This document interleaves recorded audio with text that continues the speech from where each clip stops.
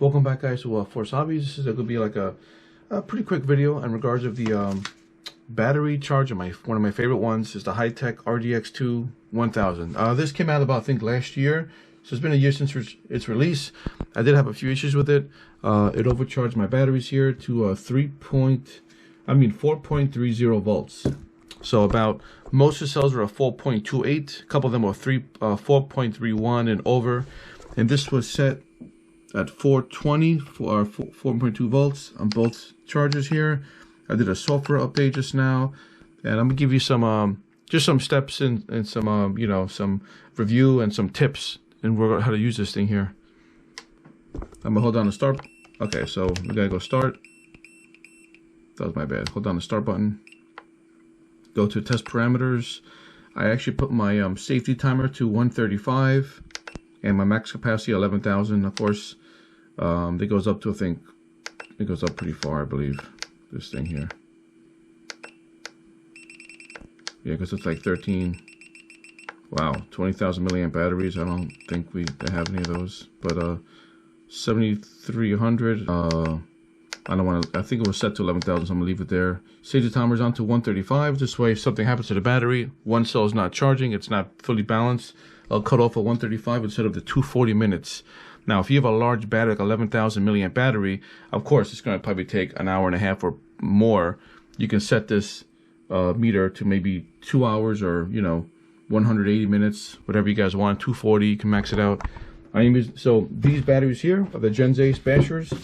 These were overcharged to 4.30 was the top one, 4.31.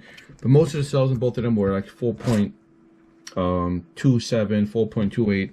I'm not sure why it overcharged them for, but I set this parameters here. Let's get out of this menu here.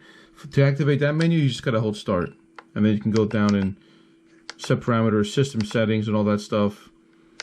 Main input voltage and all that, so it's pretty cool. 450 watts total. The 450 watts for this, by the way, 1000 watts, it's split in half. So like I think Extra Gauge did a video on this too. If you get 20 amps, each battery would be 10 amps each, so you're gonna charge them 10 amps each. These batteries here at what I do things in Force Hobbies, I don't really like use this to its full potential. I go easy with the batteries. My max with these will be like 7 amps. So I don't recommend anything above 7 amps for me, or 6 amps, because these are 6,800 milliamp batteries. You probably could go to 8 with these, but I'm safe about everything here. You want your batteries to have the best longevity possible, the best life possible. So slow charging your batteries is probably the best thing if you're not in a rush. If I'm in a rush, sure, I'll probably shoot 9 amps in them. If I get a call for some of my buddies to go out, get some batteries charged, I'll definitely, max it out to like 8 or 9 amps if I really need to. But usually I'm at like between 5 and 6 most of the time with these batteries. I don't really have to, charge them fast. Okay, this is how it should look like when you're updating your RDX2 1000. Yeah, right over here. I'll get back to the manual in 1 second. But I had actually click right over here, check for new version updates. You had to actually click this here, then go to update, and now my charger's updating because it overcharged my batteries twice already to like 4.35 volts, 4.30 volts for storage charge. So there's some kind of bug in it, and hopefully this fixes my RDX2 1000. It's a great charger. I have had issues with it until up to now, so I don't want my batteries to be overcharged, especially on storage mode. When I had them on 3.8 volts was the storage mode. Got cut off on the settings, and then actually, you see here, it went up to 4.31. I know it's not the best to overcharge your batteries, but you can if you're racing, of course. But I didn't want to do that, and they're brand new Gen Z Spasher batteries. I don't want to get back to this over here real quick. 95%.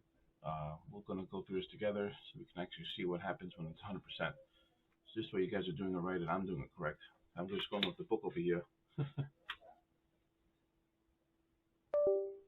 All right, update successful. Okay. yep, so the charger goes back to the main screen. Your battery A and B terminals are there, blue and green, of course. Update was successful, so that's what you do. Go to OK, and that's pretty much it.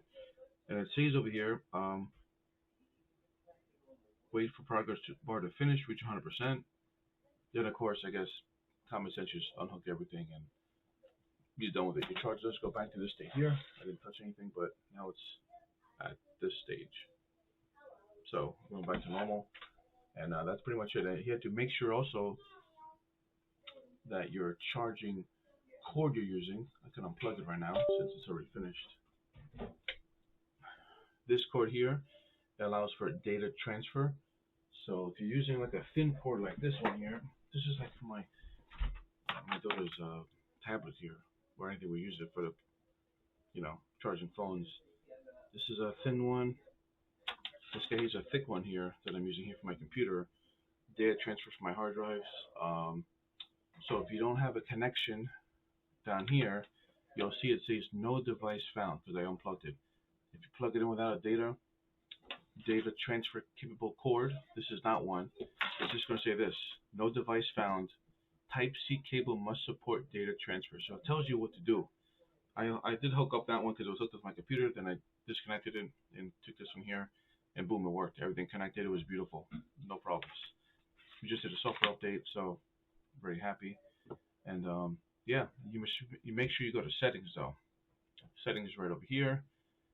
Then you just go to click new version, then you go to update, and then it's going to do it automatically. Update to your charger once it detects it. Okay, I just plugged these in for the battery meter. This is a very accurate reading here. Both of them are plugged in. Let's go to A first. A is 4.18, perfect. The other one is 4.18, 4.19 here down at the bottom. You can check the health. I guess the health of the batteries as well. But yeah, battery meter. You go to enter, and boom, you have A and you have B. So very, very good there. Start. I guess you can do something here with the start menu. This has some kind of tie warmer here as well. And yeah, that's pretty much it here for the factory settings here. Real quick, let's go to my menu here. When you guys Google search, say just type in HITec RDX2, all right? You don't want to go to this one here. You want to go to downloads here, software downloads. This one here might bring you to the main page, and you could go to support. Okay, you can go to support and do it from there too, but we're just going to go back here and go to software, HITec software, USA. Boom, you got this nice page over here, and you have your charger right down over here. Very, very easy. You see right here, HITec Master Software 1.05. You just click on this, and it's going to download it. Of course, I already downloaded it, so I have the Master Software. Let's just open it here. I don't know. Oh, there we go. Master Software. So we have it right over here. Boom, and mine will pop right up. Alright guys, thanks all for watching. Hope you guys learned something about these chargers. And yes, I do love the Gen 8 batteries. I think they're incredible. You really get your money's worth of them. I know they're expensive, like $160 online on eBay. You can get 2 of them for like $160. Just email them. You can get a better, good deal on the batteries. But yeah, I love them. I recommend them if you can afford them. I think they're the best bet to get the full potential. Like I said before in my other video, that you can get the maximum performance of your 8S rig or 6S rig, whatever you guys have. And yes, when you put a 6S in here or 2S, this will automatically just detect the battery, and boom, it will detect it, whatever it is here. This is my previous one. It says 4S. Force Hobbies out. Thank you all for watching. Be safe out there.